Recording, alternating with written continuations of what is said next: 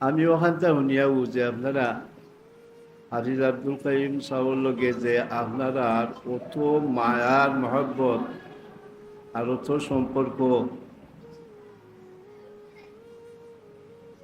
ও কিছু সময় আগে লক্ষানমন আসলাম, হাওখানওয়ালা দেখলাম যে হাফিজ আব্দুল কাইমুর লাগি প্রত্যেকে অত মায়া মহব্বত দরদ দেখাইছেন দেখিয়া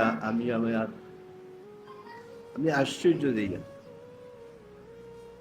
সেটা লাগি আমি খুব চেষ্টা করিয়াও জনজাত ইয়া শরিক হইতাম পারছি,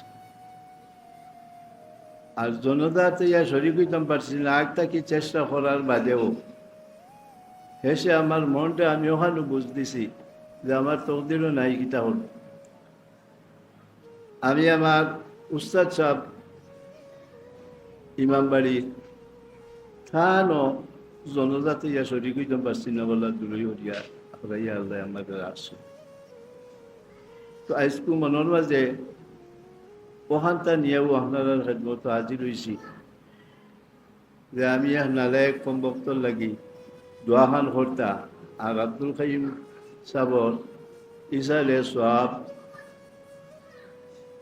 ই মহফিল যে আপনারা ইন্তজাম করছই আর ই জেলা খান সম্বন্ধে আলোচনা কররা, নিশ্চয়ই ই জেলা আলোচনা কররা ইগুলো একেবারে বাস্তবায়িক তাই একেবারে খালিস নিয়তে নিশ্চয় দিলে জানে আল্লাহর কুরআনের খেদমত হরি হরি গেছন হরি বলিয়া ইটা প্রমাণ আল্লাহ দেখাই দিলা, আল্লাহ দেখাই দিলা।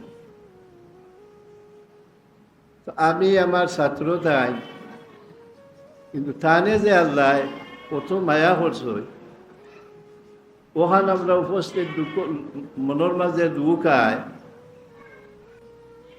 তাই তো আমার ছাত্র, কিন্তু অত বালা কাম করিয়া গেছন করি বলিয়া তার সম্বন্ধে বহলে বালা বালা আলোচনা হল করা। আমি যে মিয়াসা বইয়া ই টান লাহান কোনো খাম আমার দ্বারা দেয় ওর না হইস আর জানি না।